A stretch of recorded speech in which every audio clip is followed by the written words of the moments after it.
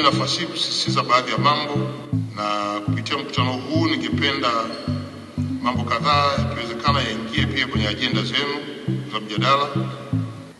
Wakuu wa shule wote, kama maafisa taaluma, viongozi kwenye shule, nenda mkasimamia kuboresha mazingira ya kujifunzia na kufundishia kwa kusimamia wanafunzi wetu, hasa uhamasishaji wa wanafunzi katika masomo ya sayansi, hisabati pamoja na ushiriki wa extracurricular activities.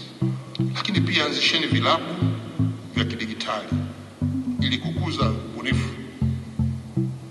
Na ndugu zetu wa TCRA, hapo nje nilipita kwenye banda la TCRA, wametuambia kwamba sasa wanaziunganisha shule kadhaa ambazo zimeanzisha vilabu vya digitali kuona mpango kazi wao, na wao wanasaidia kuunga mkono.